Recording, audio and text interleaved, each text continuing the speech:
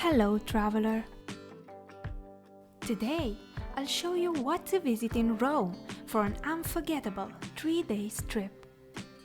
Rome is a very walkable city, and you won't realize how time passes by as you walk along its streets.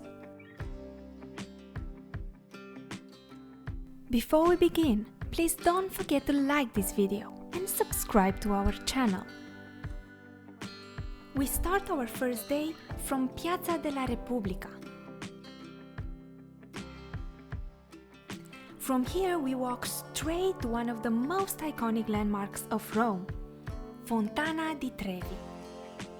Fontana di Trevi is one of the most famous fountains in the world and is well known from several films, including La Dolce Vita and 3 coins in the fountain.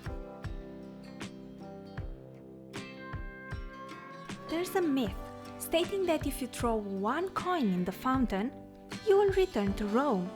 If you throw 2 coins, you will fall in love with an attractive Italian. If you throw 3 coins, you will marry the person that you met. So, what do you choose? Let's move forward to another impressive landmark, the Pantheon. The Pantheon served as a temple to all the Roman gods. Later, it was converted into a church, becoming the burial ground for several important people, including famous artists and kings. It is one of the few buildings from ancient Rome that remained completely intact.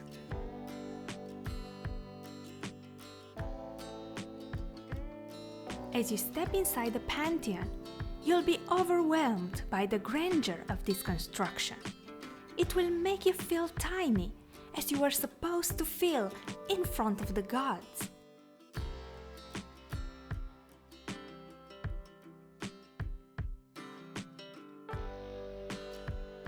Our next stop is Piazza di Spagna and the famous Spanish Steps.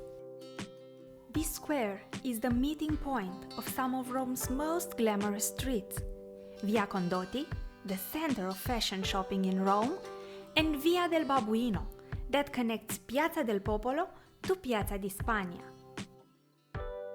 The Spanish Steps symbolizes the peace between the Spanish and the French, and it is the widest staircase in Europe. This is the perfect spot to take a break and enjoy the views of Piazza di Spagna.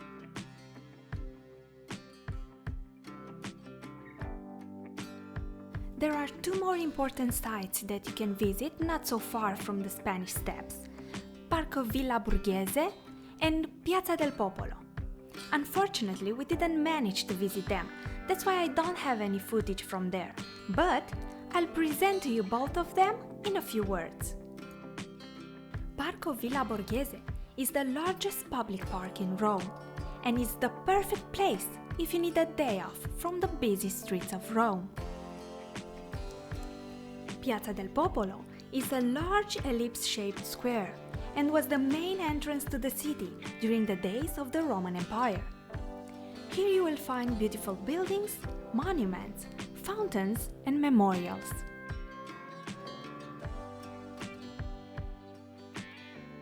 The second day is dedicated to Vatican, the smallest country in the world, an ecclesiastical state ruled by the Pope, who is the head of the Catholic Church. Let's begin our visit to Vatican with St. Peter's Square. This huge circular piazza is one of the largest and most beautiful squares in the world. St. Peter's Square is an important gathering point for the Catholic believers because here they can see and listen to the Pope when he gives his speech to his followers. Right here in the piazza, you'll find the largest church in the world, St. Peter's Basilica. This is the heart of the Catholic Church and an unforgettable experience when staying in Rome. You can also climb to the top of the dome, where an astonishing view of St. Peter's Square awaits you. The Vatican Museums and the Sistine Chapel represent another important tourist attraction of the Vatican City. Here you will have access to some of the world's greatest art collections, including the Sistine Chapel, where you can admire Michelangelo's breathtaking frescoes. If you want to find out more about what you can see inside the museums, you can check out our video from the link in the description box.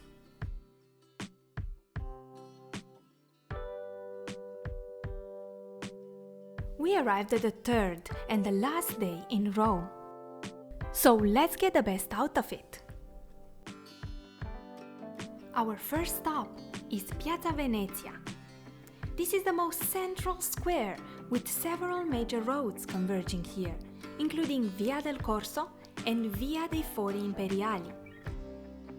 Piazza Venezia is located at the base of the Capitoline Hill and next to Trajan's Forum.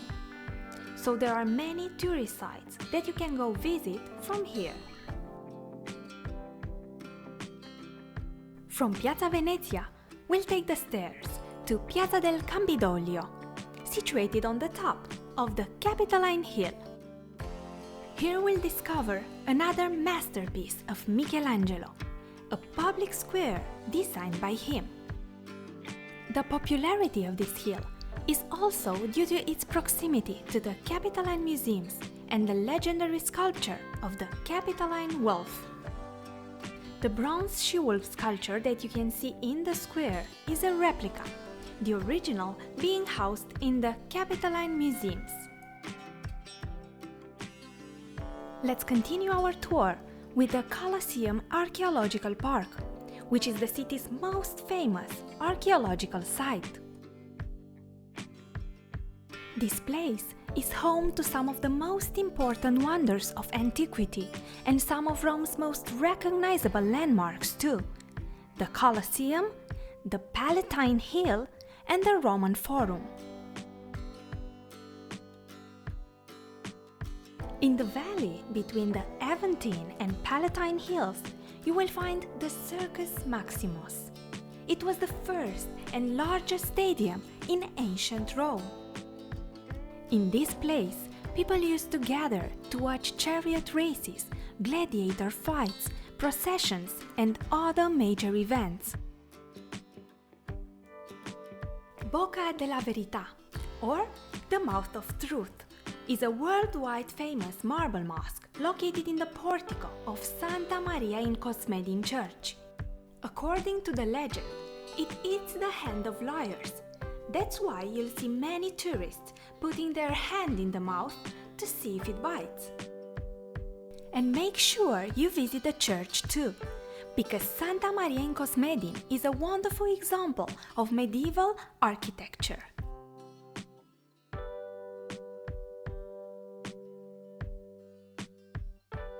The last stop on our list is Ponte Fabricio, which is the oldest bridge in Rome. Here you just have to relax while you cross over the bridge and enjoy the surroundings.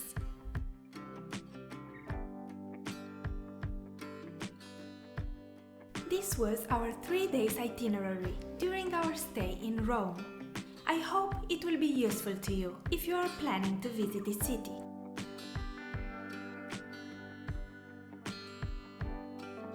If you appreciate our videos, please support us by subscribing to our channel. It would mean a lot to us. Thanks for watching and see you on the next trip.